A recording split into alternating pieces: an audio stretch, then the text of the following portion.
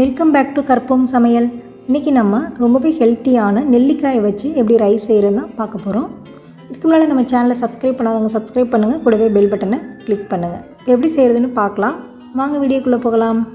இப்போ நான் பெரிய சைஸ் நெல்லிக்காய் 3 நெல்லிக்காய் எடுத்து வச்சுருக்கேன். அதாவது 3 கப் ரைஸு, 3 பேர் சாப்பிட்ற அளவுக்கு.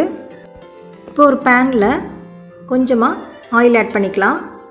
அதில் கடுகு உளுத்தம்பருப்பு போட்டு சிவந்ததும் கடலைப்பருப்பு 1 டேபிள் ஸ்பூன் அளவுக்கு சேர்த்துக்கலாம். கருவேப்பிலையும் சேர்த்து பச்சை மிளகாய் 2, வரமிளகாய் 2 சேர்த்துக்கலாம். இது நெல்லிக்காவை நல்லா துருவி அதையும் நம்ம சேர்த்துக்கலாம். நெல்லிக்காயை நல்லா வதக்கிடலாம். நெல்லிக்காய் வதக்கின பிறகு 1/4 கப் அளவுக்கு தண்ணி சேர்த்துக்கலாம்.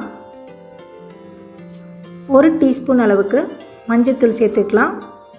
பெருங்காயம் நான் ஒரு சின்ன கட்டி சேர்த்துருக்கேன், நீங்கள் பெருங்காயத்தூள் சேர்க்குறதா இருந்தாலும் சேர்த்துக்கலாம்.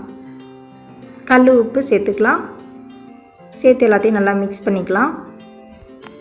தண்ணி நல்லா சுண்டி வந்த பிறகு நம்ம வடித்து வச்சுருக்க சாதத்தில் இந்த மிக்சரை சேர்த்து நல்லா மிக்ஸ் பண்ண வேண்டியது தான்.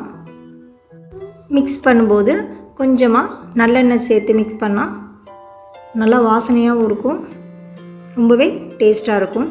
இது நெல்லிக்காய் ரைஸ் போல் டிஃப்ரெண்ட். அந்த நெல்லிக்காய் சேர்த்துருக்கிறது தெரியாது, லெமன் சாதம் டேஸ்ட்லேயே தான் இருக்கும். குழந்தைங்களுக்கு லெமன் ரைஸ்னால் ரொம்ப பிடிக்கும். பொட்டேட்டோ ஃப்ரை லெமன் ரைஸ்னால் ரொம்ப பிடிக்கும். ஸோ நம்ம இதை லெமன் சாதம்னு சொல்லிவிட்டு சாப்பிட வைக்கலாம். ஏன்னா டேஸ்ட்டில் எந்த டிஃப்ரெண்ட்டும் தெரியாது. ஸோ நம்மளும் ஹெல்த்தியான நெல்லிக்காவையும் குழந்தைங்களுக்கு கொடுத்தது மாதிரி இருக்கும். ஸோ கண்டிப்பாக ட்ரை பண்ணி பார்த்துட்டு எப்படி இருந்துச்சுன்னு ஃபீட்பேக் சொல்லுங்கள். லைக் பண்ணுங்கள், ஷேர் பண்ணுங்கள், மறக்காமல் சப்ஸ்கிரைப் பண்ணுங்கள், கூடவே பெல் பட்டனை கிளிக் பண்ணுங்கள். தேங்க்யூ.